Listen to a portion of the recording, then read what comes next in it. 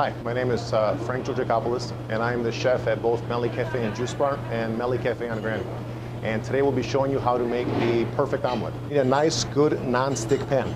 Now, when I say non-stick, is you see this nice black enamel coating over here. It prevents anything from sticking to the pan. This is very important when making an omelet because you won't need as much fat or oil or whatever your choice of lubrication, I guess, is for the actual omelet itself. Here, basically, at the restaurants, obviously being a breakfast place, we're all about omelets. In an average week, we churn out about anywhere between 800 to over 1,000 omelets. What I usually like to start off with is a little bit of a clarified butter.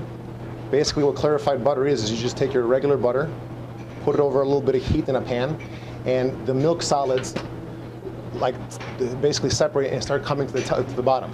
That's basically what happens to burn in an omelet and provides that dark color in anything you're doing. We just chopped up a little bit of onion, and you hear that nice hot pan sizzling. And I'm big about layering flavors.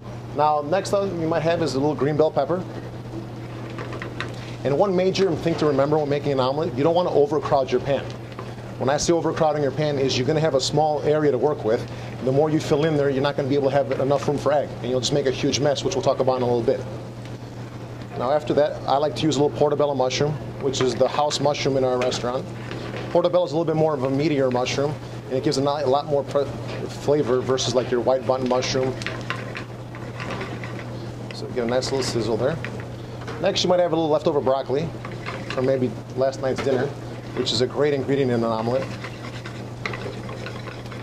And then basically you might also have a little ham or bacon or even some salami lying around at home. I would chop that up and also put that in there. Get that going, and then I would turn down the heat just a little bit to get our eggs whipped.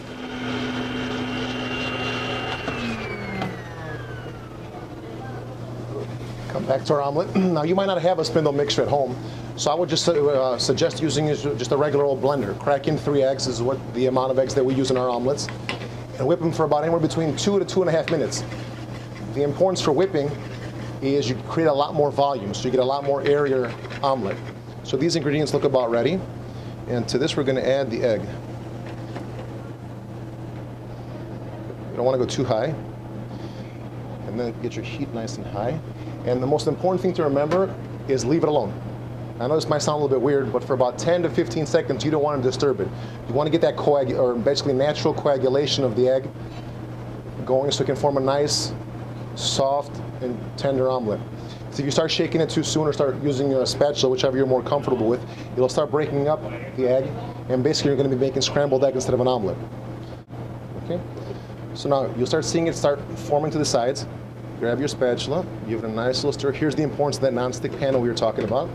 And then you're going to need a nice strong wrist action and keep moving it. Little spillage is okay, don't be scared. You're going to do a little bit of breaking up. Here you might see it might have a tendency to stick on you. I think we'll be okay, but if it happens to do that at home, I will take a little bit of spray away from the flame and give it a little bit of release. This way you're not putting too much additional fat in there, and you see it's pulling away from the sides, so it's about ready to flip. So you just want to keep going, don't be afraid. Watch your heat if it's getting too high. And then in one smooth motion. Okay, give it a little bit of a pat. A little bit of a darker color is not that bad on the inside. Here I had a little bit of a part skim mozzarella. And this is my favorite part of an omelet, the fold. Basically you just take it, keep it moving, and then you do a little bit of it takes a little practice. There you go. If you break apart, a little cheese falls out, don't worry about it. So now here, turn it down, let it sit in the pan for about 30 seconds. And you take our omelet, nice hot, nice clean plate. And you can do one of 2 ways. You can fold it out, or I'm going to do is, again, going back to our spatula to help us out. Turn it in the way we want to let it sit, and then I would like to serve a little bit of fresh fruit. And then you're going to get a nice, quick, easy, perfect omelet.